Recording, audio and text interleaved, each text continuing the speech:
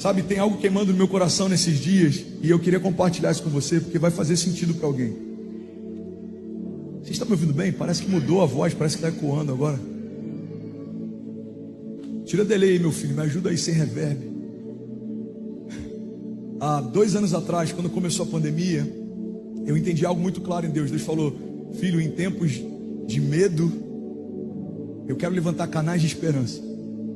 Quando está todo mundo preocupado com doenças, eu vou dar uma nova porção de autoridade para quem quiser ser um canal de cura. E sabe o que eu percebi? Irmão, olha para mim, não se distrai. Eu percebi que no meio da pandemia, quando eu entrei num quarto lá da nossa casa e comecei uma live, ia ser uma série de lives de jejum e oração para a nossa igreja local lá de Miami. E aí eu falei: gente, já que a gente vai fazer uma série de jejum e oração, por que não abrir para quem está online? Talvez alguém do outro lado do mundo vai querer participar e vai ser tocado também. E a gente fez aquilo aberto no Insta. Primeiro dia deu, 800 pessoas, no segundo 2.000 pessoas, no 10º dia já tem 15.000 pessoas, 17.000 pessoas, pessoas sendo curadas ao vivo, Alguém pode dizer glória a Deus por isso? Eu nunca vou me esquecer de alguns dos testemunhos ali. Eu lembro de um testemunho de uma mulher que botou a minha sobrinha. Ela não consegue andar desde que nasceu e ela está pulando no meio da sala. Está todo mundo tomado pelo Espírito Santo aqui. Eu lembro que tinham lives que duravam 2 horas, 3 horas. Tinha dias que eu ficava chorando 1 hora antes da live começar, sem entender o que ia acontecer. E depois que a live terminava eu entendia. Naquela noite Deus queria fluir com libertação. Tinha noites que Deus fluía com cura, sinais, palavras proféticas. Você está comigo ainda? Diga amém. E aí eu estive no Brasil agora, depois de quase 3 anos sem ir, e 90% de todos os testemunhos que eu recebi são de pessoas que foram tocadas ou curadas durante as lives da pandemia. Irmão, guarda isso em nome de Jesus. Discernir tempo e modo é algo que só os sábios conseguem. A Bíblia diz que o sábio discerne o tempo e o modo de todas as coisas. Você sabe por que tem gente que acelera em tempos de crise e tem gente que para por causa da crise? Porque crises, para quem está no tempo de Deus, são estações de aceleração. Mas para quem não está entendendo o tempo de Deus, crises são uma justificativa para parar no meio do caminho. Declaro com autoridade: diga, as crises são o meu passaporte para o próximo nível. As crises fizeram Davi ser de um desconhecido ao próximo rei. As crises fizeram José de ser alguém que liderava dentro do cativeiro para depois liderar nações quando saiu de lá. As crises forjaram todos os heróis da fé. As crises fizeram Daniel experimentar de uma porção nova de confiança de Deus quando estava no meio de uma cova entre leões. As crises forjaram os heróis da fé, os discípulos da igreja primitiva.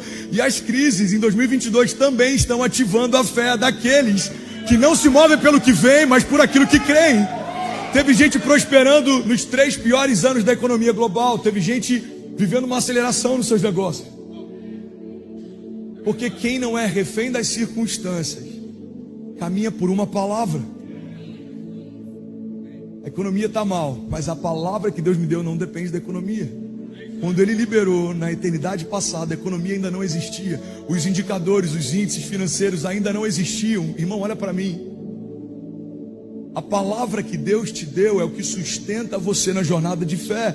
Em Gênesis a Bíblia diz que Ele criou todas as coisas. E um dos momentos, quando Ele usa a palavra criação, no original é bará. Não fala só de uma criação avulsa, aleatória, mas fala de um Deus que cria e sustenta o que criou.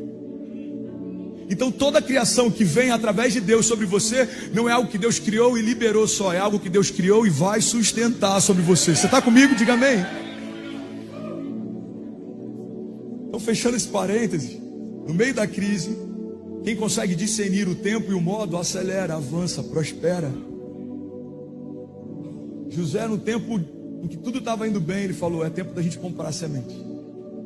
Ele comprou semente. E no tempo em que as coisas começaram a ir mal, quem não tinha entendido o tempo e o modo, foi recorrer a quem tinha entendido. Porque quem se antecipa, governa. Quem se antecipa, governa. Então a Bíblia diz que quando chega o tempo da seca, todo mundo que não tinha semente vai buscar a única pessoa que tinha semente. Fala: José, a gente não tem semente, vende semente pra gente. Ele fala: tá bom, me dá o dinheiro, eu te dou a semente. Acaba todo o dinheiro. E a Bíblia diz que naquele dia o povo chega para ele e fala: José, a gente já te deu todo o dinheiro, mas a gente precisa de mais semente. Então está aqui as nossas terras. E um dia todas as terras são transferidas para José. Mas o povo ainda precisa de semente. E aí o povo chega para José e fala: José, a gente já deu todo o dinheiro que a gente tinha, a gente já deu todas as terras que a gente tinha, e a gente agora quer dar todo o gado que a gente tem, porque a gente precisa de mais semente. E um dia todo o gado, toda a terra e todo o dinheiro é transferido para José. Você está comigo ainda? Diga amém. E aí quando acaba o dinheiro, a terra, o gado, o povo chega para José e fala: José, a gente só tem a nossa vida agora, então eu, a minha casa e os meus filhos vão ser dados para você como escravo, para que a gente possa ter acesso a mais semente. Então em um dia, toda a vida que havia naquele lugar foi transferida para José, porque ele tinha semente.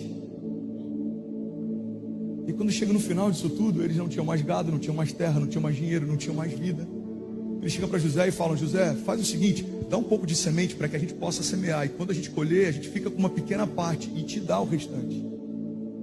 E aí acontece algo interessante, irmão. Quem não se antecipa para semear no início, vai semear para alguém no final.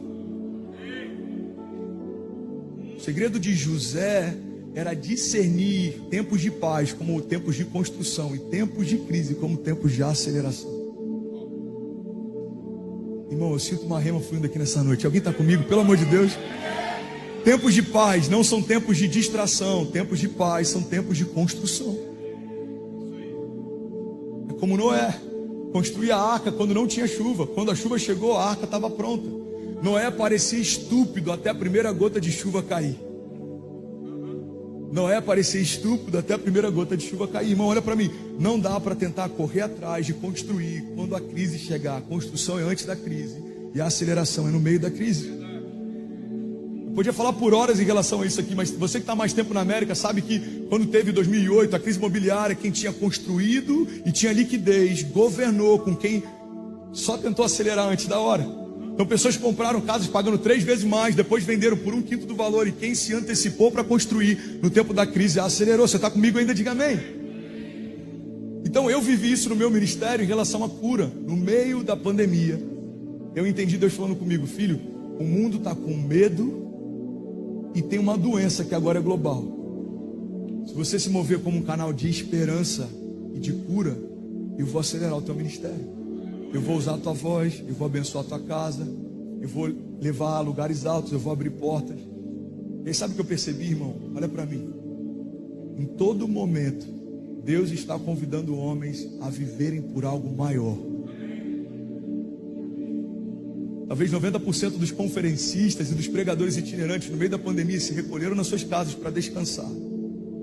E eu lembro que dentro de mim começou a criar uma revolta santa.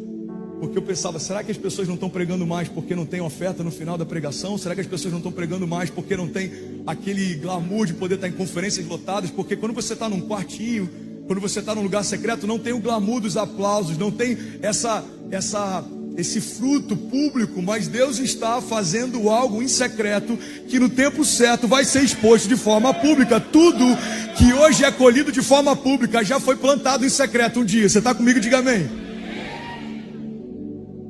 E eu tive esse entendimento. Isso é algo pessoal, mas pode edificar a fé de alguém aqui nessa noite. Quando o mundo estiver com falta de algo, Deus está te chamando para liberar aquilo que quem está ao teu redor não tem. O mundo está confuso, seja alguém que vai dar direção. O mundo está com medo, seja alguém que carrega esperança. O mundo está com fome, seja alguém que tem alimento. O mundo está com sede, seja alguém que tem vinho. Esse é o papel da igreja. Qual é o papel da igreja? É quando o mundo não sabe o que fazer, deveria buscar em nós conselho. Mas como vão buscar conselho se nós não tivermos o entendimento de para onde estamos indo? Irmão, olha para mim. O que está acontecendo em Orlando, Lagoinha e USA não é normal. Não é normal. Hoje é quarta, né? Uma quarta-feira. Thank you so much, bro. Uma quarta-feira à noite. Tantas famílias aqui, irmão, parando para ouvir uma palavra de fé. Na terra do entretenimento, a gente está declarando: Jesus, eu quero viver por algo maior. Você que está a passeio, você está declarando: não é só sobre a Disney. Você que está aqui para viver, você está dizendo: não é só sobre as minhas horas de trabalho. Que é uma loucura que a gente vive na América, principalmente na Flórida. Cara, eu não estive no culto domingo não, pastor. Eu já fui no culto quarta, mas e daí? Busque, irmão, enquanto há tempo. Faça enquanto você pode. Construa enquanto você pode. Faça tudo o que você puder, da melhor maneira que você puder, enquanto você puder. Você está comigo, né? Diga amém. E aí, tudo bem? Você acabou agora de assistir um vídeo. Se você ainda não está inscrito, já se inscreve também no nosso canal, ativa esse sininho aqui embaixo de notificação e toda vez que eu fizer uma live ou estiver transmitindo uma mensagem ao vivo, você vai ser um dos primeiros a saber. Mas eu deixei mais 2 indicações aqui que eu espero que façam muito sentido para você. Então já aproveita e clica para assistir a próxima mensagem, beleza? Seja bem-vindo ao time de incendiários e eu espero de verdade que essas mensagens mudem a sua vida como elas têm mudado a minha também. Até a próxima. Valeu, amém.